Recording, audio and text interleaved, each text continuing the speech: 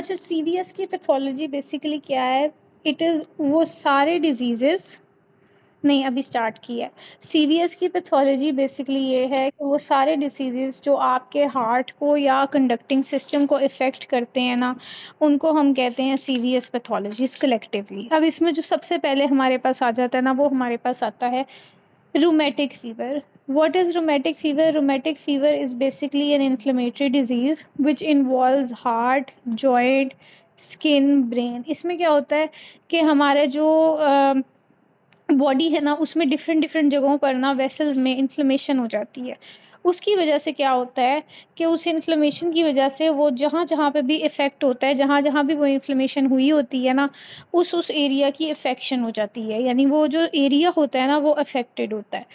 अब जो CVS pathology में आप लोगों के लिए इम्पॉर्टेंट है कि आप लोगों ने फोकस किस चीज़ पर करना है। सीवीएस की जो पैथोलॉजी है पेपर में ना, इसमें से ज़्यादातर सवाल आते हैं डायग्नोसिस के, यानी वो आपको अक्सर पैथोलॉजीज के साइंस और सिम्टम्स या क्लिनिकल फीचर्स दे देते हैं और वो आपसे एक्सपेक्ट करते हैं कि आपने डायग्नोस करना है कि ये कौन सा डिजीज़ है।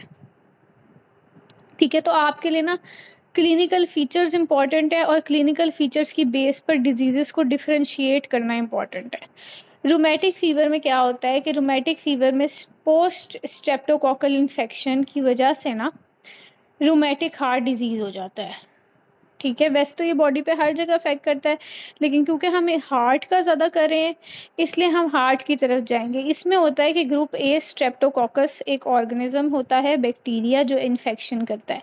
जब ये अपना टॉक्सिन रिलीज़ करता है तो हमारी बॉडी में इन्फ्लेमेटरी कंडीशन हो जाता है। ये इन्फ्लेमेटरी कंडीशन स्किन पे भी इफ़ेक्ट करेगा, जॉइंट्स पे भी, नर्वस सिस्टम पे भी, हार्ट में भी। इसमें फिर क्या होता है कि इसमें आपके पास ना स्पेशल ग्रैनुलोमेटोस बॉडीज बन जाती हैं, उनको हम कहते हैं एस्कॉफ बॉडीज। ठीक है, स्पेशल ग्रैनुलोमेटोस बॉडीज बन जाती हैं जिन्हें हम एस्कॉफ बॉडीज कहते हैं। और फिर हमने एक चीज़ पढ़ी थी, हमने पढ़ा था कि हमारी बॉडी में ना हर जगह पे मैक्रोफेजेस होते हैं। हर टाइप का जो मैक्रोफेज होता है ना, उसका एक अलहदा अपना नाम होता है। कोई मुझे बता सकता है लंग्स के जो मैक्रोफेजेस होते हैं उनका क्या नाम होता है?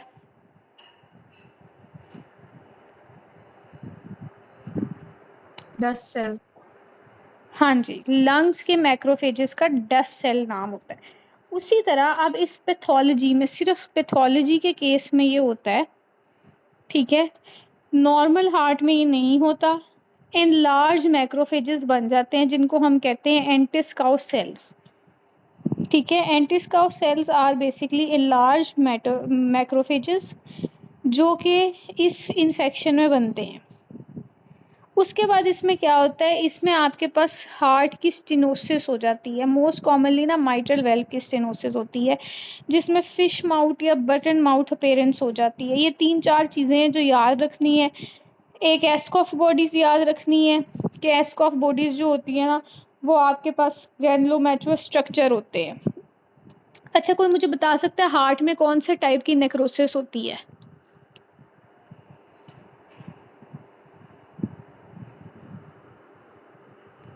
कोगुलेटिव। हाँ जी, कोएगुलेटिव नेक्रोसिस होती है। ठीक है, तो जब ये नेक्रोसिस हो रही होती है ना, तो इसमें क्या होता है कि ग्रैनुलोमेटोस स्ट्रक्चर्स बनते हैं, वो होती हैं एस्कॉफ बॉडीज़। मैक्रोफेजेस जो होते हैं वो होते हैं एंटिस्काउ सेल्स। और जब स्टेनोसिस हो जाती है तो हार्ट की वेल्व एक फ़िश के माउथ की तरह लगती है। ठीक है, उसको फ़िश माउथ या बटन होल अपीयरेंस कहते हैं। अब हम आ जाते हैं इसके फीचर्स पे। इसके जो फीचर्स है ना, उसमें से सबसे इनिशियल यानी सबसे जल्दी जो प्रेजेंटेशन होएगी ना, वो आपके पास आ जाती है माइग्रेटरी पॉलीआर्थराइटिस। ठीक है, यानी जॉइंट की इन्वॉल्वमेंट। मोस्ट इनिशियल इसकी जो प्रेजेंटेशन होएगी वो होगी माइग्रेटरी पॉलीआर्थराइटिस।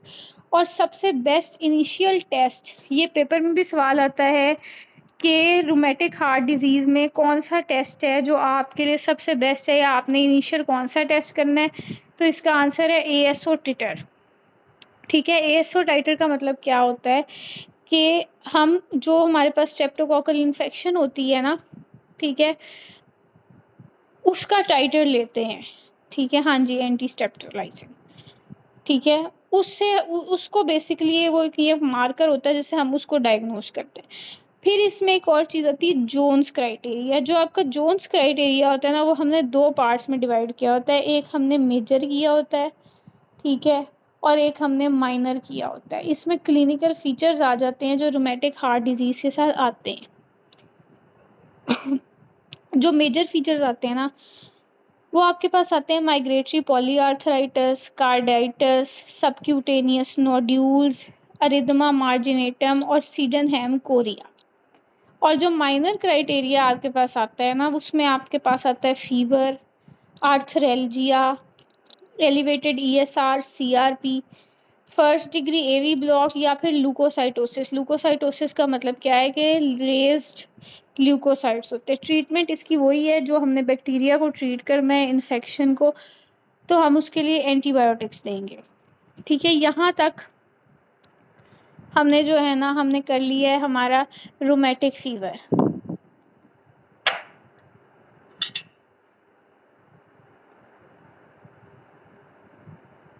अब नेक्स्ट जो हमारे पास डिजीज़ आ जाता है ना, वो हमारे पास आता है इन्फेक्टिव एंडोकार्डाइटिस। ठीक है, इन्फेक्टिव एंडोकार्डाइटिस क्या है? It is basically an infection in the inner surface of the heart. हमने हार्ट की लेयर्स पढ़ी थी ना, एपिकार्डियम, मायोकार्डियम, एंडोकार्डियम। तो जब वो एंडोकार्डियम की इन्फेक्शन हो जाएगी ना, तो उसको इन्फेक्टिव एंडोकार्डाइटिस कहते हैं। ठीक है, और मोस्ट कॉमनली ये किसको इन्वॉल्व करता है? ये वेल्व्स को इन्वॉल्व करता है। ठीक है, उस इन्फेक्शन में आप काफ़ी सारे साइंस एंड सिम्टम्स हो सकते हैं, fever, bleeding, murmurs, feeling tired, low RBC count. Basically क्या है कि आपके पास कार्डियक में आ जाते हैं heart murmurs, mitral regurgitation, aortic regurgitation, heart failure, arrhythmia. ठीक है, अगर यही, क्योंकि ये इन्फेक्शन की वजह से है, ठीक है, तो ये बाकी जगहों पे भी चला जाएगा। अगर ये किडनी में होगा, ग्लोमेरुलोनेफ्राइटिस कराएगा। ठीक है, अदरवाइज जो इसकी एक्स्ट्रा हार्ट के बाहर वाली मैनिफेस्टेशंस है ना, एक्स्ट्रा कार्डियक मैनिफेस्टेशंस है, वो है रॉथ स्पॉट्स, ठीक है, splinter haemorrhages, Osler nodes, Janeway lesions. ये सारे जो नाम है ना, ये आपको आ जाते हैं, यानी वो पेपर में आपको ना ये सिनेरियो दे देता है कि ये वाली चीज़ें हुई हुई हैं, ये कौन सा डिजीज़ है। ठीक है, ऑस्लर नोड्स जो होते हैं वो आपके पास फिंगर्स में आते हैं, स्प्लिंटर हेमरेजेस आपके पास नेल्स में आते हैं, जेनवे लीजन्स क्या होती हैं? वो मैक्यूलर पैचेस होते हैं आपके पास, ठीक है, जो पाम्स और सोल्स पर आपके पास आते हैं। और रॉट स्पॉट्स जो होते हैं ना, वो आपके पास रेटिनल हेमरेज होती है।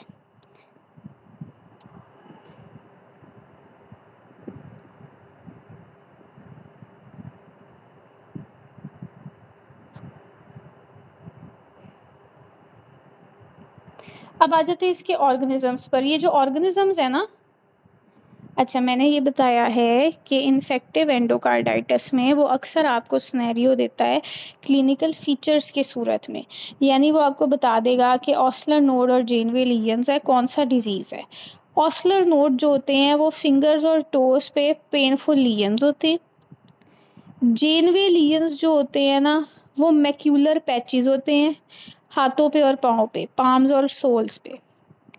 ठीक है, रॉट स्पॉट जो होते हैं ना, वो रेटिनल हेमरेजेस होती हैं, यानी रेटिना के अंदर जो आर्टरीज होती हैं ना, उनकी अगर हेमरेज हो जाए ना, तो वो रॉट स्पॉट्स होते हैं, उसको कहते हैं रॉट स्पॉट्स। दूसरा जो सबसे common ma'am question, general hands पे होता है। हाँ जी, जेनवे लीजन्स जो होते हैं ना, वो मैक्यूलर पैचेस होते हैं जो हाइपोथिनार एमिनेंस पे बन जाते हैं।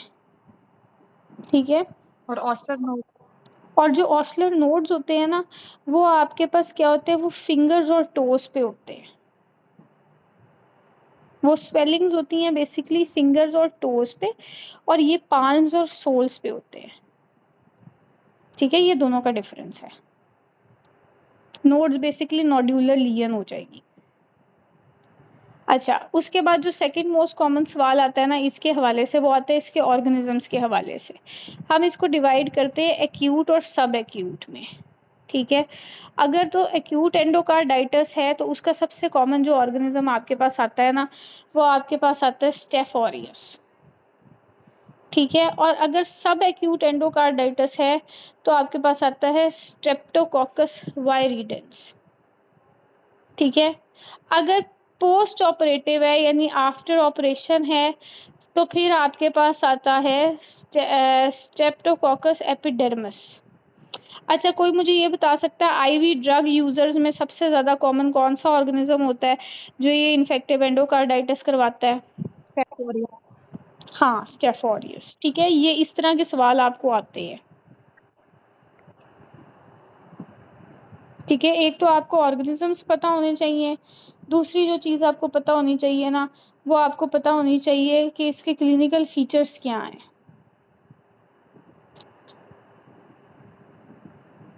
अच्छा, फिर जो हमारे पास नेक्स्ट डिजीज़ आता है ना, वो हमारे पास आता है आइजनमेंगर सिंड्रोम।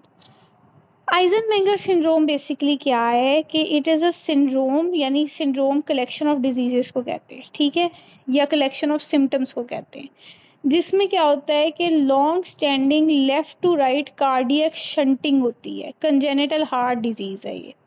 ठीक है, शंटिंग का क्या मतलब है? शंटिंग का मतलब है कि एक एबनॉर्मल ओपनिंग खुल जाती है हमारी बॉडी के अंदर। उसमें क्या होता है कि उसमें आपके पास जो ब्लड है ना, वो डायरेक्टली मिक्स हो जाता है, लेफ्ट साइड का राइट साइड के साथ मिक्स हो जाता है।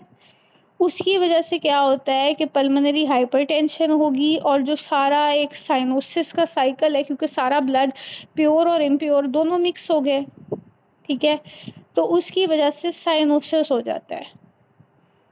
ठीक है, it is most often a complication of having hole between two chambers, यानी एक तरह से कह लो कि वेंट्रिकुलर सेप्टल डिफेक्ट है, कंजेनिटल हार्ट डिजीज होता है ये आइजनमेंगर सिंड्रोम।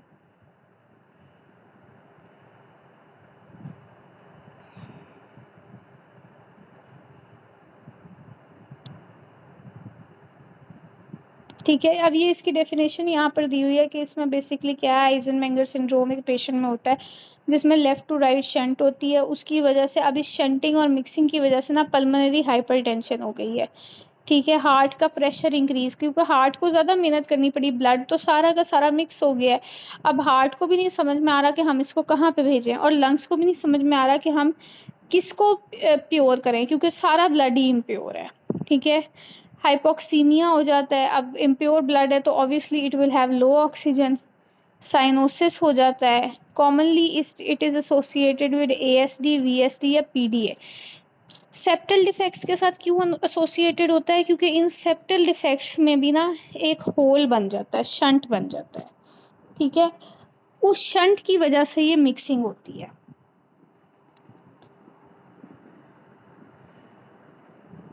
ठीक है, और उस जब ये शंट की वजह से ये मिक्सिंग होती है ना, तो फिर हम इस पूरे डिजीज़ को या इस सिंड्रोम को, जब ये सारी चीज़ें इकट्ठी आपके पास होने लग जाए, उसको हम कहते हैं आइजनमेंगर सिंड्रोम।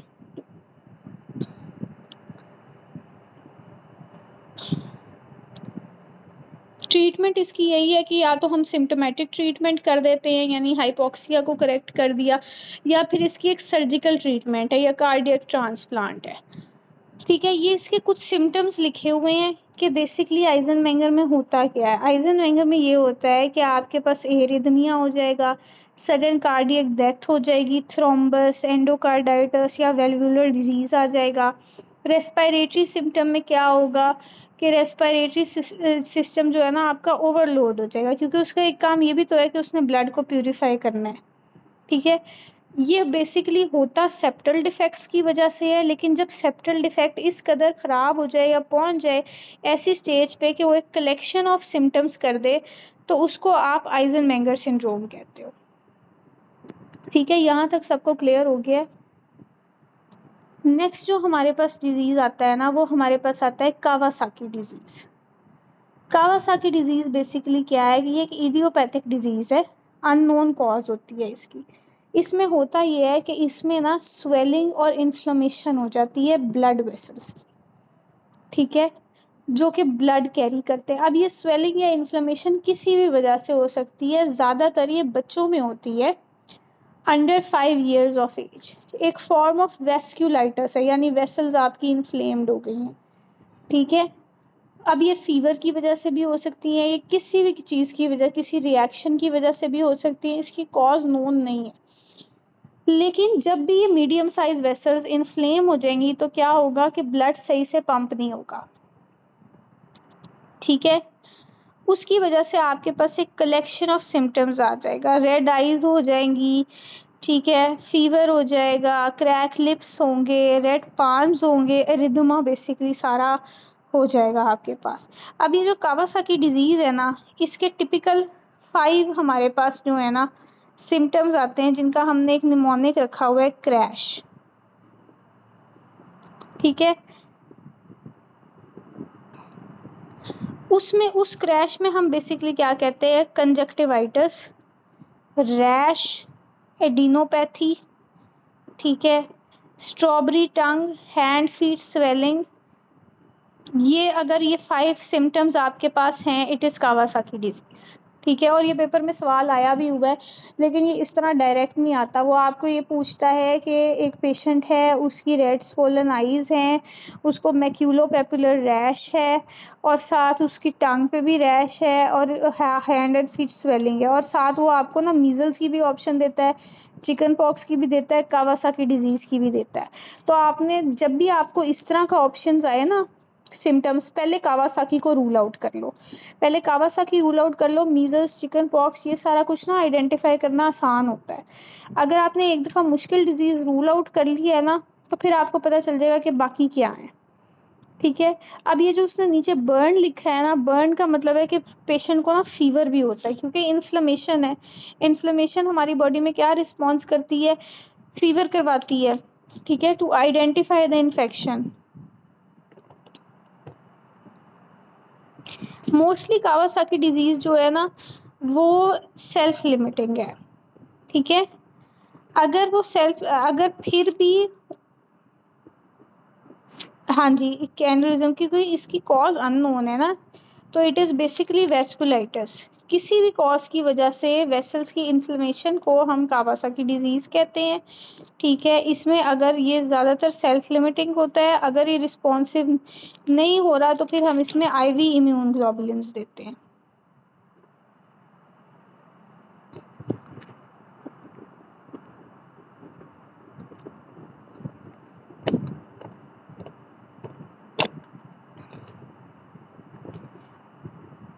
अच्छा, आज के लिए जो हमारा लास्ट अब डिजीज़ है ना, वो है हमारा मार्फन सिंड्रोम। मार्फन सिंड्रोम के ना सबसे ज़्यादा क्वेश्चंस आते हैं, और इसमें भी यही आता है कि वो आपको फीचर्स दे देता है, आपने आइडेंटिफाई करना होता है कि जो मार्फन सिंड्रोम है ना, ये मतलब फीचर्स के बेस पे कि इसका डायग्नोसिस क्या है, ठीक है। मार्फन सिंड्रोम बेसिकली एक मल्टी सिस्टेमिक जेनेटिक डिसऑर्डर है कनेक्टिव टिश्यू का। इसमें क्या होता है कि इट इज़ अ कंडीशन जिसमें एक पेशेंट को जेनेटिक डिसऑर्डर हो जाता है, जिसकी वजह से he will be toll, thin, with long arms and fingers and toes, और हाइपर फ्लेक्सिबिलिटी हो जाती है। ये ओवरऑल पूरी आपकी बॉडी को ना अफेक्ट करता है। इसमें फिब्रिलिन डिफेक्ट होता है। फिब्रिलिन डिफेक्ट होता है क्रोमोसोम नंबर 15 पे। फिर क्या होता है कि जब ये डिफेक्ट होता है तो वो क्रोमोसोम जितनी जितनी चीज़ें बॉडी में बनाता है ना, वो सारी डिफेक्टिव बनती हैं। माइट्रल वेल्व का प्रोलैप्स हो जाता है, मीडियल नेक्रोसिस ऑफ एओर्टा होती है, ठीक है। ये चीज़ भी पेपर में बहुत कॉमनली वो पूछ लेते होते हैं, वो इसको ना एओर्टा की नेक्रोसिस को अक्सर सिम्टम बना के पूछ लेते हैं। एओर्टिक एनोरिज्म हो जाता है, रेटिनल डिटैचमेंट हो जाती है, ठीक है। अरेक्नोडेक्टिल पेशेंट होता है। अब इसमें क्या होता है कि इसमें एक टेस्ट होता है नाइट्रोप्रोसाइड टेस्ट, वो आपके पास नेगेटिव आता है, और सब लक्सेटेड लेंस होते हैं। सब लक्सेटेड लेंस का मतलब क्या होता है कि आपके पास रेटिनल डिटैचमेंट हो गई है, ठीक है, उसकी वजह से लेंस भी सब लक्सेटेड हो जाता है, ठीक है। ये फीचर्स हैं मार्फन सिंड्रोम के, यानी बेसिकली वो जो एक क्रोमोसोम है ना, अब वो जिस जिस चीज़ को वो क्रोमोसोम अफेक्ट करता जाएगा ना, वो चीज़ आपके पास अफेक्ट होती जाएगी। कनेक्टिव टिश्यू डिसऑर्डर है, इसके इसके बहुत ज़्यादा सवाल आते हैं, इसके क्रोमोसोम के भी सवाल आ जाते हैं, इसकी डेफिनेशन भी आ जाती है कि कनेक्टिव टिश्यू डिसऑर्डर है, इसका प्रोटीन भी आ जाता है, फिब्रिलिन का भी वो पूछ लेते हैं कि मार्फन में कौन सा प्रोटीन जो है ना, कौन सी चीज़ डिफेक्टिव है, ठीक है। मीडियल नेक्रोसिस का मतलब है कि हमारी जो आयोर्टा है ना उसकी लेयर्स होती हैं, इंटिमा मीडिया, ये सारी, ठीक है। तो उनकी नेक्रोसिस की ये बात कर रहा है।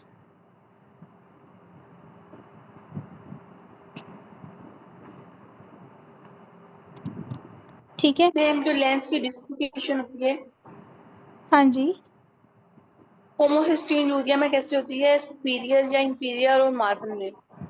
मार्फन में जो होती है ना, मार्फन में आपके पास ना सबलक्सेशन हो जाती है। सबलक्सेशन का मतलब क्या होता है कि एक रेटिनल डिटैचमेंट हो गई है, ठीक है। पार्शियल डिसलोकेशन होती है, पूरी नहीं होती है, उसको कहते हैं सबलक्सेटेड लेंस,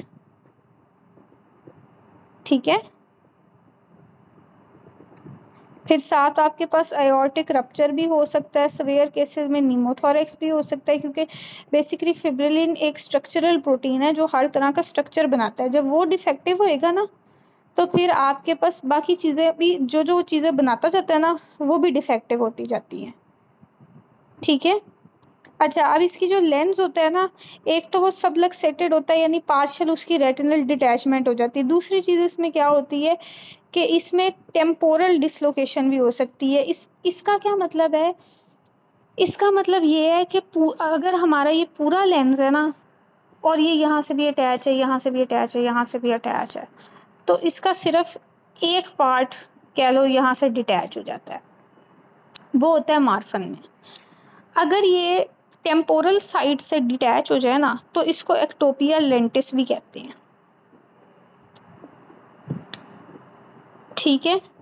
यहाँ तक सबको मार्फन के फीचर्स समझ में आ गए हैं?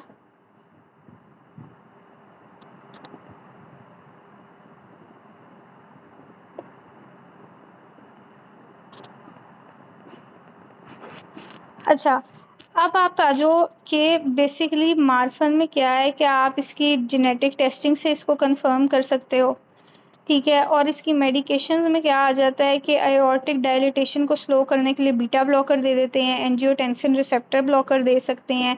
जो जो एरिया डैमेज हुआ है ना उसकी स्पेसिफिक ट्रीटमेंट होती है। अगर वेल्व की डैमेज है तो वेल्व की ट्रीटमेंट है, लेंस डैमेज हुआ है तो लेंस रिप्लेसमेंट कर लेते हैं, आयोर्टिक डाइसेक्शन हो गई है तो फिर आयोर्टिक डाइसेक्शन की रिपेयर हो जाती है, ठीक है। सिम्टोमेटिक बेसिकली इसकी ट्रीटमेंट है, क्योंकि क्रोमोसोमल डिसऑर्डर है ना, अब हो गया, now we can not do anything, ठीक है। तो वी ट्रीट इट सिम्टोमेटिकली। यहाँ तक हमारा आज का लेक्चर एंड हो गया है, ठीक है। बाकी हमारे पास जो है ना कुछ हार्ट पैथोलॉजीज रहती हैं, हार्ट ब्लॉक रहता है, मरमर रहता है और उसके कैंसर्स रहते हैं।